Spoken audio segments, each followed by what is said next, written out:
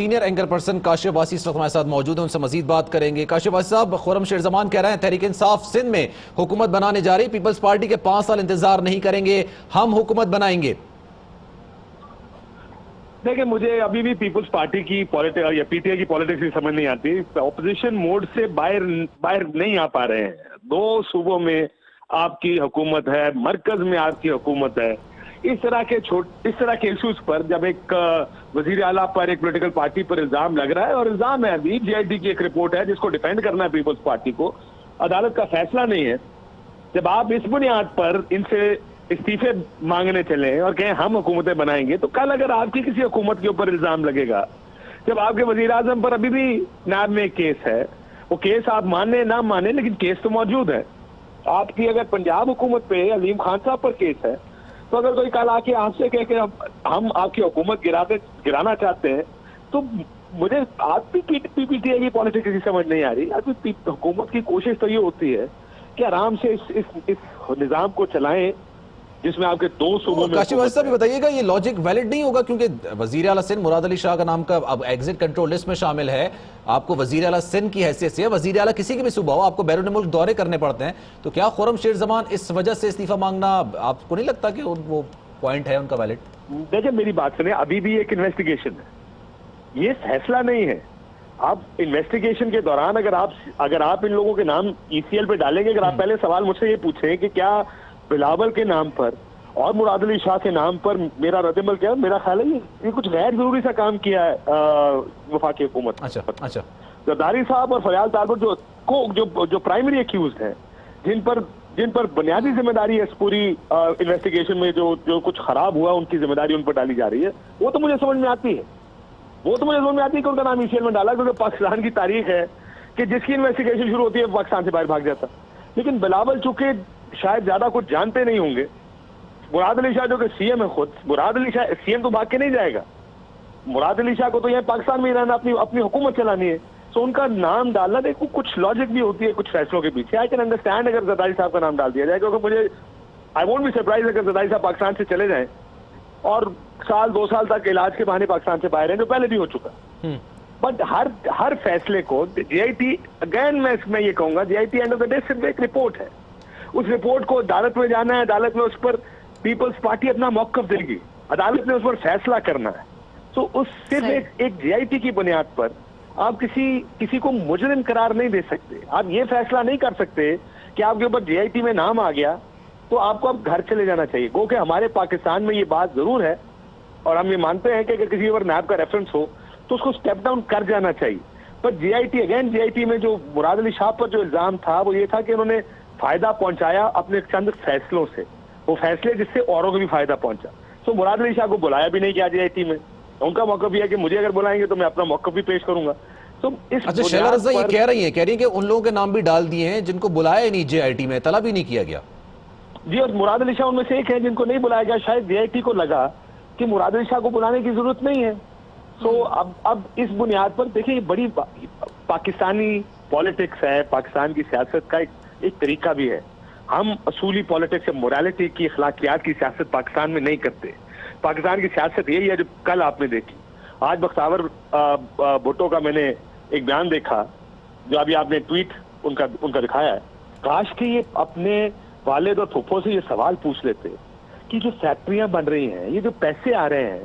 یہ جو اتنی عیاشیاں چل رہی ہیں، اتنے بڑے بڑے بلاول ہاؤس بن رہے ہیں، اس کے پیسے کہاں سے آ رہے ہیں؟ یہ اگر آپ اپنے والدین سے یہ سوال پوچھنے کو تیار نہیں ہیں اور آنکھیں بند کر کے وہ تمام پیسہ صرف انجوائے کرتے ہیں، تو پھر میرا تو خیال ہے کہ پھر آپ کمپلیسٹ ہیں اس چیز میں۔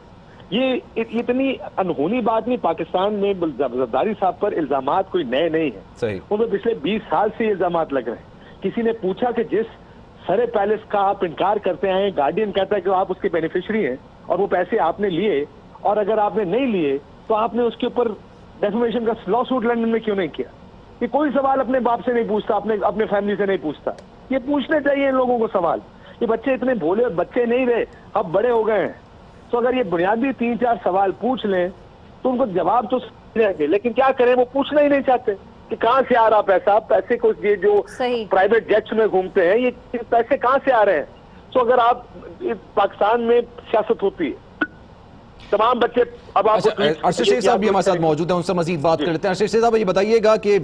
خرم شیخ زمان یہ کہہ رہے ہیں کہ وزیر اعلیٰ سندھ مراد علی شاہ کا نام ایگزٹ کنٹرول لسٹ میں ہے. انہوں نے دعویٰ کر دیا کہ سندھ میں بھی حکومت ہم بنائیں گے. کاشف واصف صاحب ہمارے ساتھ موجود ہیں, وہ بھی یہ کہہ رہے ہیں کہ آصف علی زرداری, فریال تالپور یا پھر بلاول بھٹو زرداری کا نام ایگزٹ کنٹرول لسٹ میں شامل ہوتا ہے. تو لاجک سمجھ میں آتی ہے, یہ سندھ کابینہ کا نام شامل کیا گیا, لاجک سمجھ میں نہیں آ رہی. آپ کا کیا تجزیہ ہے اس پہ؟ دیکھیں, اگر آپ جے آئی ٹی رپورٹ کو پڑھیں تو اس میں آپ کو پتہ لگتا ہے کہ سندھ کی سندھ اسمبلی سے ایسے قوانین پاس کروائے گئے جس سے کہ فائدہ اومنی گروپ کو دینا تھا. یہ جے آئی ٹی رپورٹ کہہ رہی ہے. کابینہ نے فیصلے ایسے کیے جس سے فائدہ اومنی گروپ کو دینا ہے, جس میں سبسڈی کے فیصلے ہیں, revival of sick industrial unit کے فیصلے ہیں, ٹریکٹر اسکیم کے حوالے سے چیزیں ہیں, اور وہ سارے beneficiary J I T report نے آئیڈینٹیفائی کیا ہے کہ جناب کس طرح سے اومنی گروپ اس کا الٹیمیٹ بینیفیشری تھا. اس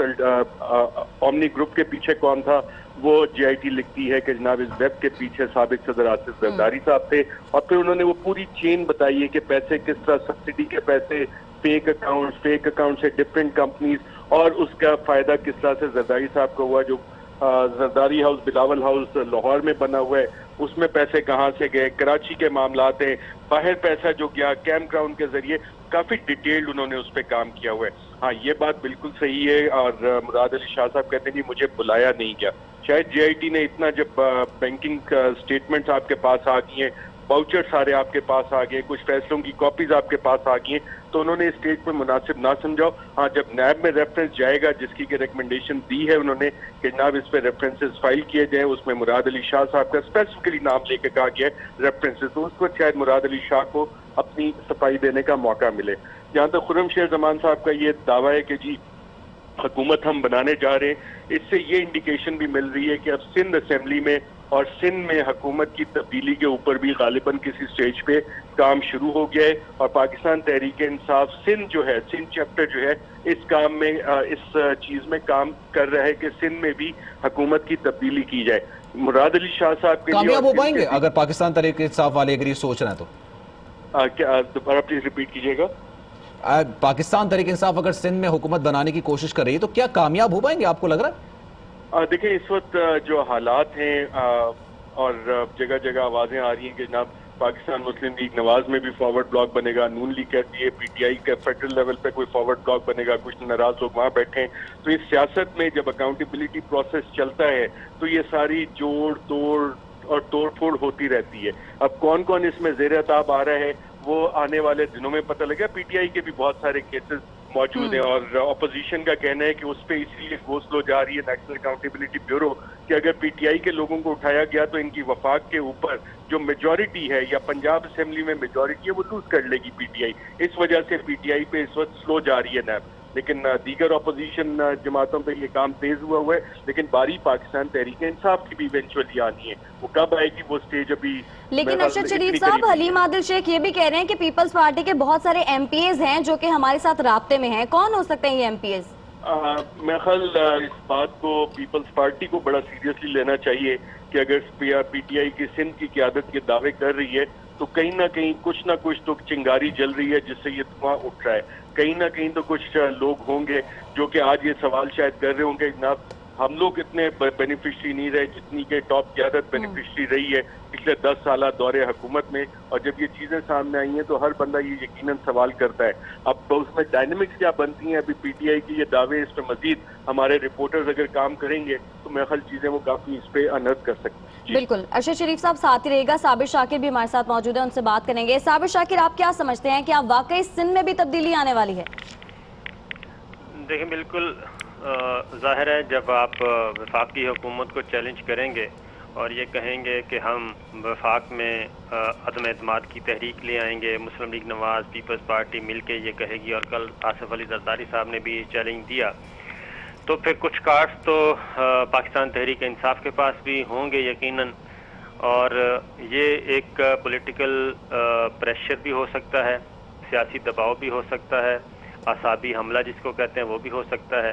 اور آگے جا کے اس میں کوئی حقیقت بھی آ سکتی ہے. کیونکہ جو بات ارشد شریف کر رہے تھے, مسئلہ یہ ہے کہ پیپلز پارٹی کا جو ووٹ بینک ہے، پیپلز پارٹی کی جو سیاسی قوت ہے، اس کا فائدہ مالی طور پہ تو اٹھایا جا رہا ہے ایک خاندان اور اس سے جڑے ہوئے کچھ ان کے ذاتی دوست، وہ اٹھا رہے ہیں، اور نیچے کسی کو اگر کچھ نہیں مل رہا، اگر وہ بینیفیشری نہیں ہے، تو ظاہر ہے وہ پھر اپنی رائے رکھیں گے۔ میں نے پچھلے بیپر میں بھی کہا تھا، مسلم لیگ نواز کے اندر بھی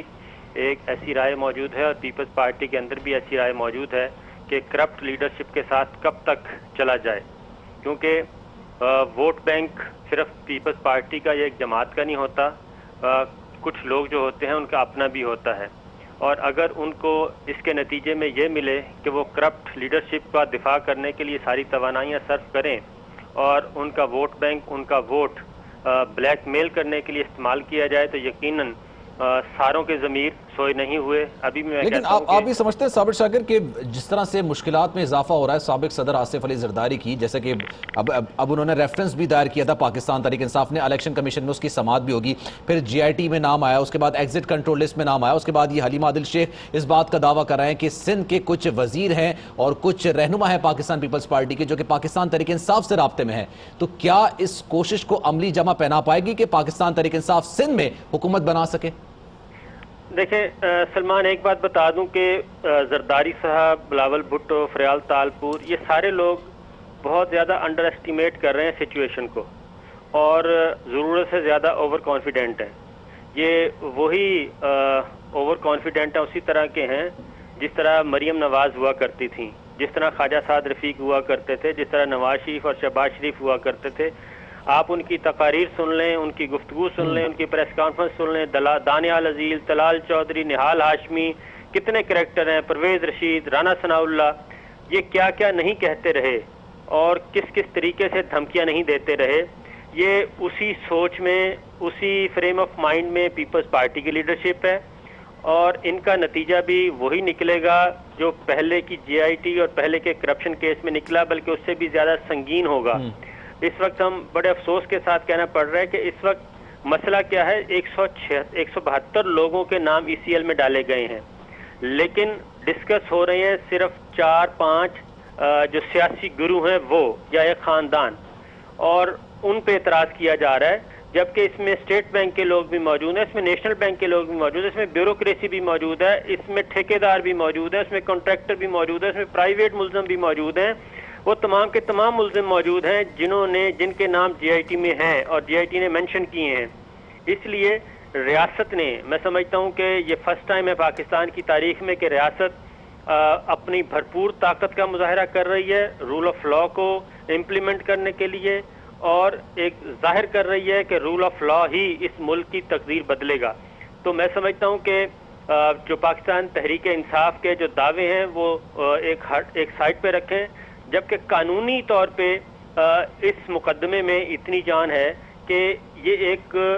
کیا کہنا چاہیے اسٹڈی کیس ہے کہ کس طریقے سے ایک صوبے میں، دوسرا بڑا صوبہ ہے۔ اچھا صابر شاکر میں ساتھ موجود رہے گا اس وقت مرتضیٰ وہاب صاحب نے ہمیں جوائن کیا، پاکستان پیپلز پارٹی کے ترجمان بھی ہیں، ان سے مزید بات کریں گے۔ مرتضیٰ وہاب صاحب بتائیے گا، سابق صدر آصف علی زرداری، پیپلز پارٹی کے چیئرمین بلاول بھٹو زرداری اور سندھ کابینہ کے بھی بڑے نام اب ایگزٹ کنٹرول لسٹ میں شامل ہو گئے ہیں، بیرون ملک نہیں جا سکیں گے، پاکستان پیپلز پارٹی کا رد عمل، آگے کا لاہ عمل کیا ہوگا؟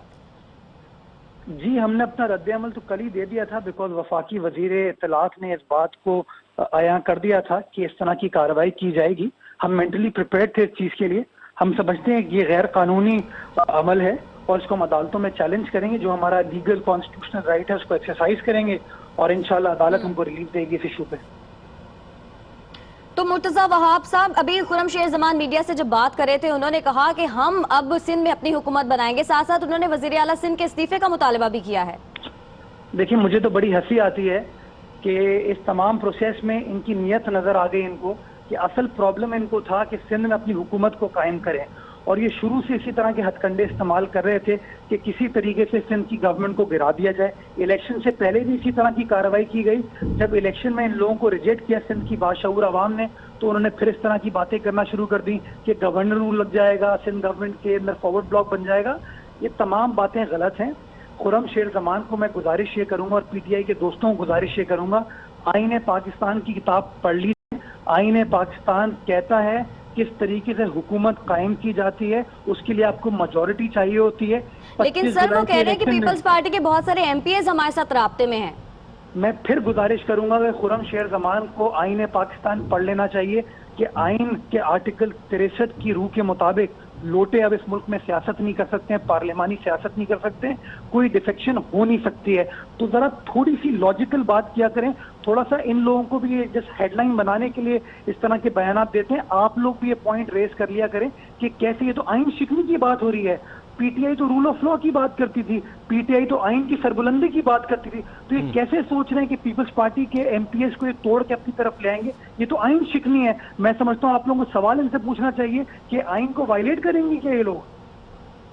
صحیح، تو سر وہ یہ بھی کہہ رہے ہیں کہ ہم کسی غیر قانونی قدم کی طرف نہیں جانا چاہتے، قانونی طریقے سے ہی کریں گے جو بھی کریں گے۔ وہ کہتے ہیں کہ وزیر اعلیٰ سندھ کا نام ای سی ایل میں شامل ہے۔ بھائی قانونی طریقے سے آپ مجھے بتا دیجئے نا کیسے ان کے پاس وہ نمبرز ہو سکتے ہیں؟ ان کے ایم پی ایس کی تعداد میں تو اضافہ نہیں ہو سکتا، قانونی طریقے سے یہ نہیں ہو سکتا، آئینی طریقے سے یہ نہیں ہو سکتا۔ وہ الگ بات ہے کہ یہ آئین کو وائلیٹ کرنا چاہتے ہیں، وہ الگ بات ہے کہ یہ غیر قانونی کام کرنا چاہتے ہیں۔ آپ کو کوشچن کرنا چاہیے ان کی نیتوں کے اوپر۔ اس بات کو انہوں نے ثبوت دے دیا کہ ان کی اصل ٹارگٹ جو ہے یہ کوئی احتساب اور اکاؤنٹیبلٹی نہیں ہے، اصل ٹارگٹ ان کا یہ کہ بیک ڈور کے تھرو سندھ کا اقتدار حاصل کر سکے وہ، جو کہ سندھ کی عوام نے ان کو ریجیکٹ کیا تھا۔ اور جہاں تک آپ کی بات ہے ای سی ایل میں نام ہونے کی، دیکھیے قانون کا پرنسپل ہے a man is presumed to be innocent unless proven guilty۔ اچھا مرتضی وہاب صاحب یہ بتائیے گا کہ آپ یہ کہہ رہے ہیں کہ آپ کے جتنے بھی سندھ کابینہ میں لوگ ہیں یا سندھ کابینہ میں جتنے بھی وزراء ہیں، رہنما ہیں، آپ سے انٹیکٹ میں ہیں، آپ سے ہی رابطے میں ہیں اور کسی سے رابطے میں نہیں ہیں، آپ اس بات کو کنفرم کر رہے ہیں؟ دیکھیے پاکستان پیپلز پارٹی میں فارورڈ بلاک بنانے کی باتیں پچھلے 6 سال سے چل رہی ہیں، لیکن وقت نے ثابت کیا کہ وہ فارورڈ بلاک کبھی بن ابھی بھی نہیں ہے نا سر؟ ابھی بھی نہیں ہے الحمدللہ۔ تمام لوگ بلاول بھٹو کی سربراہی میں متحد ہیں، پاکستان پیپلز پارٹی کے منشور کے مطابق، پاکستان پیپلز پارٹی کے فلسفے کے مطابق وہ کہیں نہیں جا رہے۔